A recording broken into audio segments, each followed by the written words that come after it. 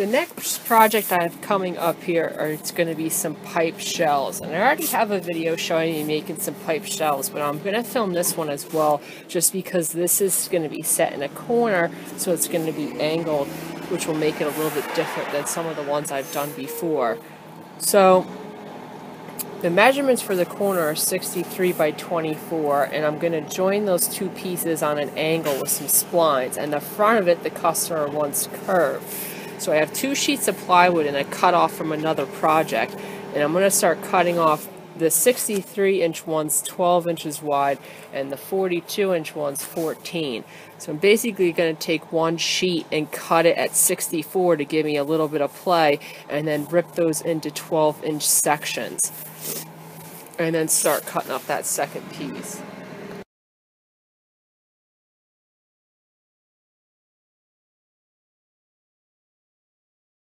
So for this, the final dimension of those shells is going to be 12 inches wide, but the sheet of plywood is only 48 inches wide. So if I cut 4 sections at 12 inches, the last one's going to be undersized because you lose 1/8 of an inch with your blade.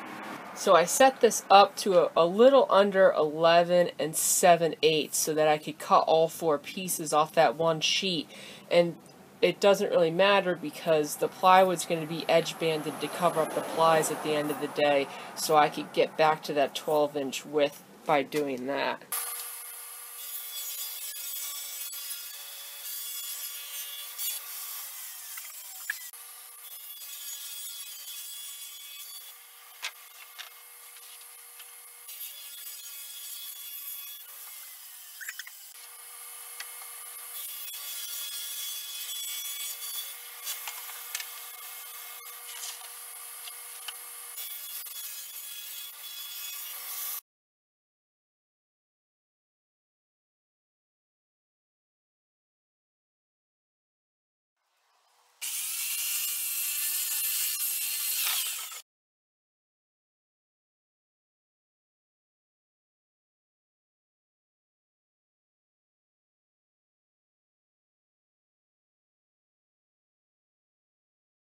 In order to cut the 45s on all these boards, I have a radial arm saw that I can adjust to a 45-degree cut.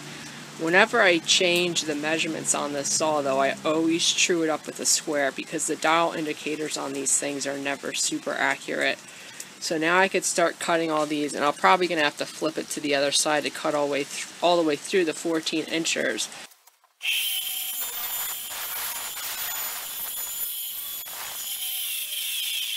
Another way you can cut these if you have a cross-cut sled and a table saw is to use a 45 in the corner to get everything lined up, and then attach your board like that and run it through a saw.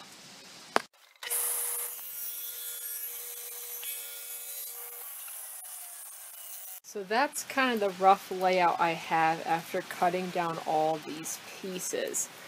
And the one nice thing about switching over to the table saw is if I have a really nice cross-cutting blade for that table saw, so the 45s I cut came out really nice, and there's no tear out on either side, which is a huge plus. So now, obviously, since I have a 14 wide piece and a 12 wide piece, there's going to be a gap.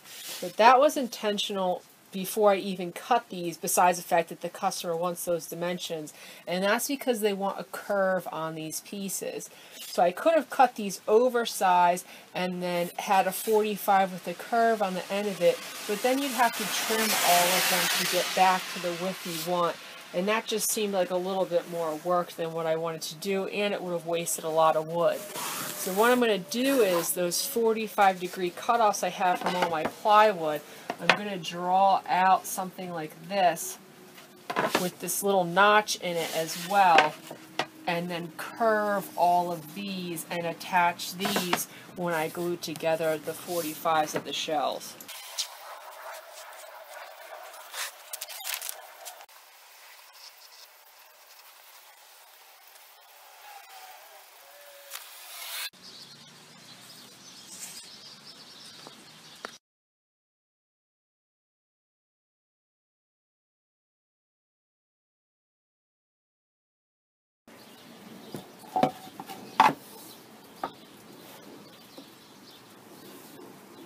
So I have all those corners cut for all these shelves, and they're going to be ready to be put together. And what I'm going to do before I do that is I'm going to put splines in that corner.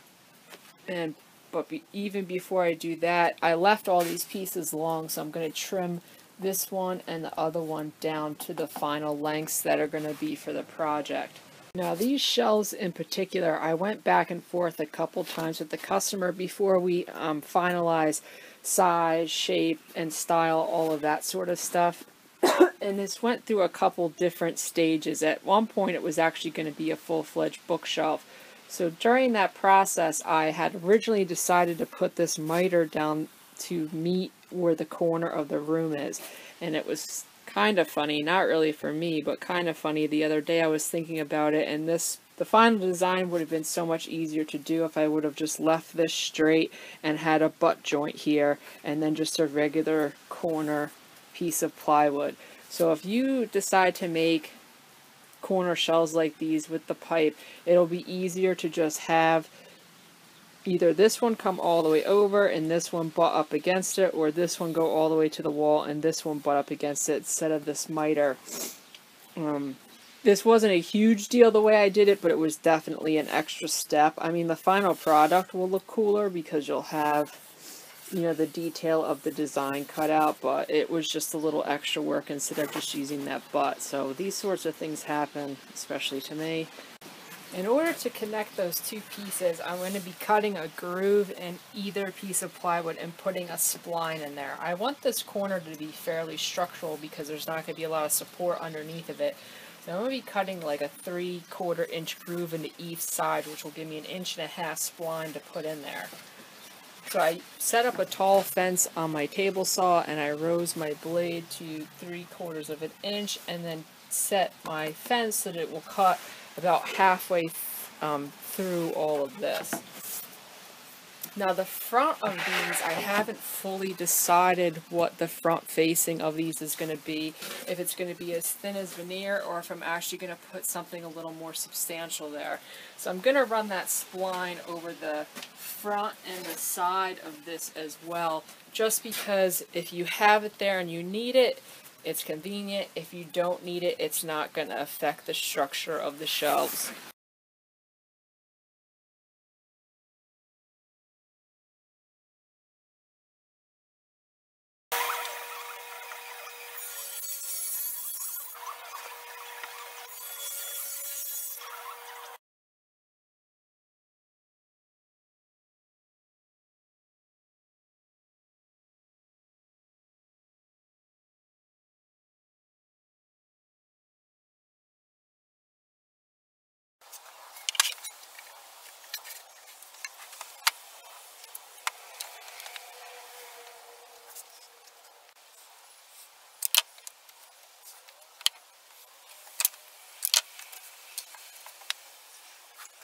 So I dry fit all those pieces together with those splines, and you can see that the nice thing about those splines is it holds everything together pretty well with just the splines. So now that it's dry fit and everything fits in place and the pieces are cut to the right size, I'm going to take it apart, put some glue in there, and then reattach it. And I don't really have clamps that will help me in this sort of situation, so what I'm going to do is, especially since this will all get facing, is I'm probably going to go through, and once this is all in place, put some brads in some of these corners just to hold everything while the glue dries.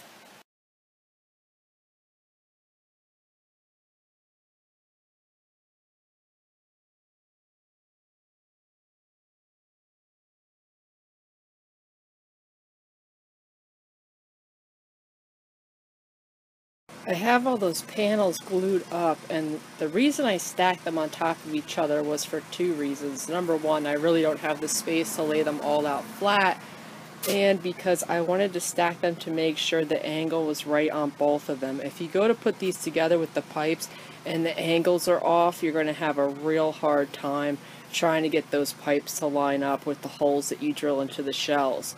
So if you're doing something like this, what I did in between each layer was I just spaced it with some paper so that they won't stick to each other, and then I weighted them with cinder blocks just to keep that joint nice and snug while it dries.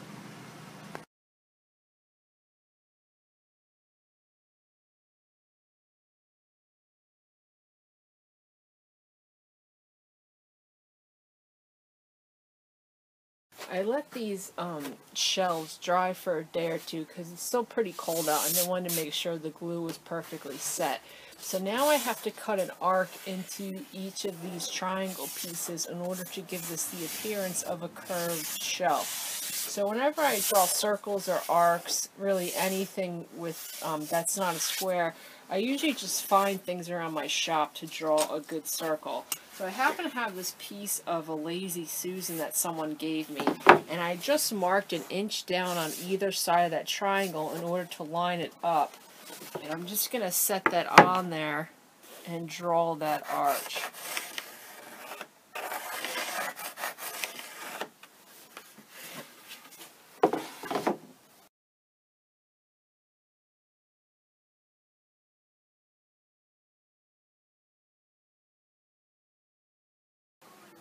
So I have those curved shelves pretty much all hashed out. And now I'm going to attempt to make some veneer from this old pine. This is a piece off of a large beam that I'm using for something else for the same customer. Now I've done this before and to make a backgammon board, and it works pretty well, but this one's going to have to go around that curve. So I'm going to try and do it. If not, I could edge band this with regular veneer you get at the store. But to save a little money, I'm going to try making it with this first. So I'm going to rip off this one edge and then cut these into 3/4 inch sections.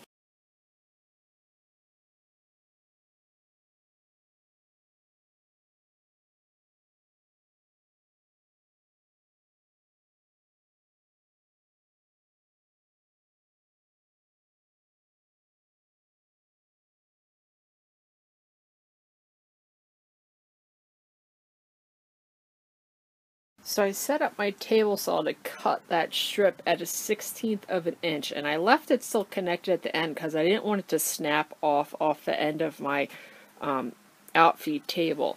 But just from taking it and pushing it, I think it's definitely going to go around that curve.